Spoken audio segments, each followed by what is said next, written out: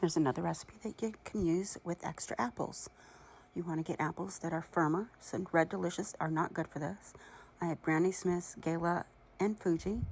You want 3 large or 4 medium, an egg, lemon, pie crust, homemade or store-bought, sea salt or kosher salt, cinnamon, and a little nutmeg. That's brown sugar and turbinado sugar. And I like to use a little bit of my homemade vanilla in it also. And a little bit of flour so the juices don't flow out too much. So what I'm going to do is I'm going to wash these apples and come back and get them all nice and chopped. So what you want to do is you want to make sure everything is chopped. I like to use a melon baller to take out the cores when I'm doing this. I can also take out the top and bottom there. You can use a knife like this also. Do whatever works best for you and you're most comfortable with. The most important thing is you want to make sure that you slice your apples as evenly as possible. You want to get them from 1/8 to 1/4 thick, 1/8 to 1/4 inch thick. Then get them all put in your bowl. And as you can see, as it starts to turn a little brown.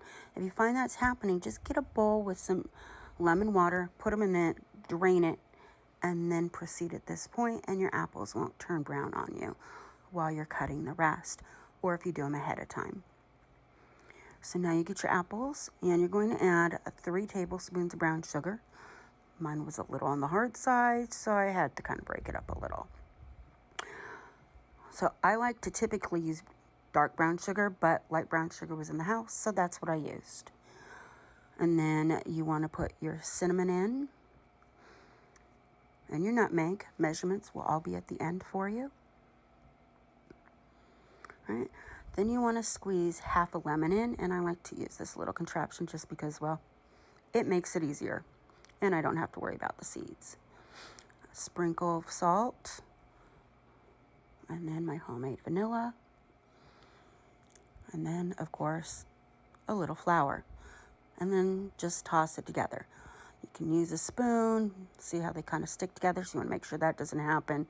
But I find it's really easiest to just use your hands. Make sure they're all nice and coated. Then you want to get a baking sheet, preferably with an edge. Put some parchment paper on it or foil to catch your juices.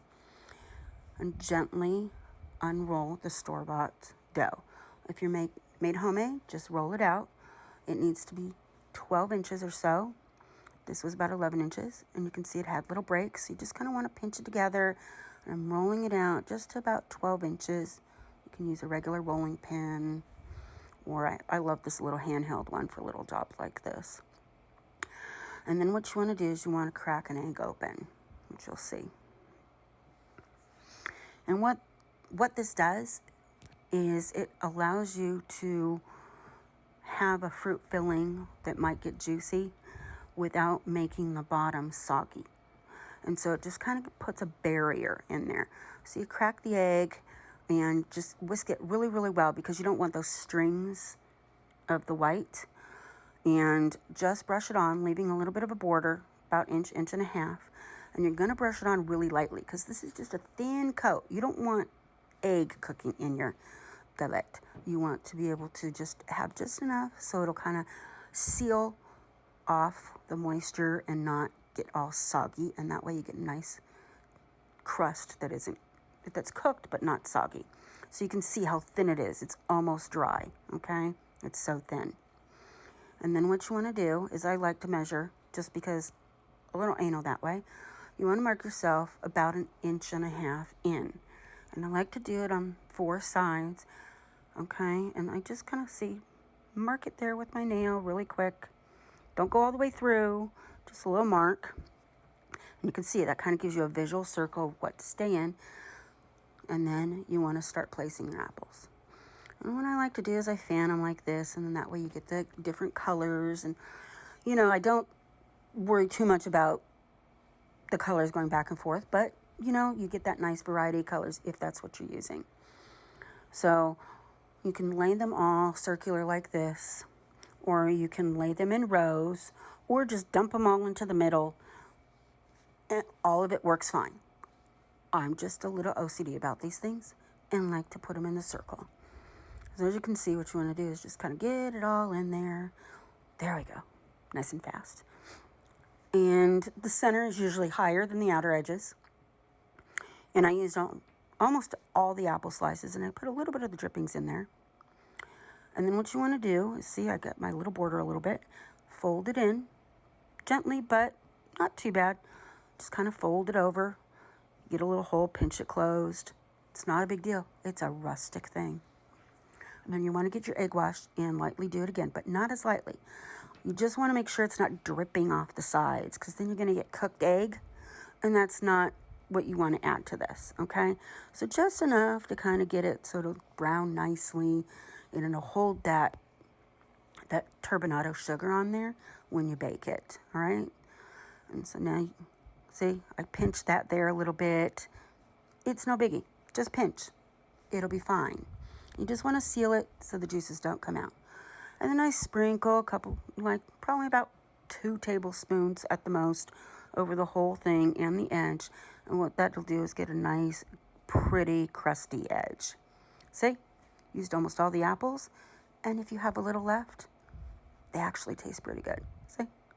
Great snack. So you're going to throw that in the oven.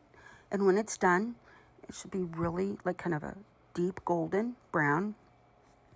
And the apples should be very tender, but not mushy. So they should be able to be sliced with a fork. So what I like to do is just kind of push the fork and see how it gives, and you can tell they're nice and soft, but they're not turning mushy, okay? That's what you want. And then once it cools just a little bit, you can move it over, get it on a serving plate if you like, or serve it right off a tray. Doesn't matter.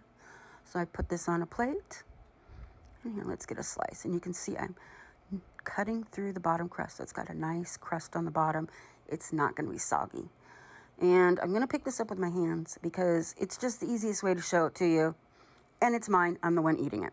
But you can see the crust has gotten golden. It's nice and crisp. There's no sogginess to it. And so that's what you're looking for. Alrighty. Now you can eat it just like this. You can add a little bit of ice cream to the side, drizzle some maple syrup or caramel over it, or just spritz it with some whipped cream. Quick, easy, kid-friendly. Okay? And I'll show you how the apples stay nice and moist, but they didn't get too juicy because we added that little bit of flour. So juicy, but not too juicy. Nice and firm. Good chew, but soft. Let me know if you try it.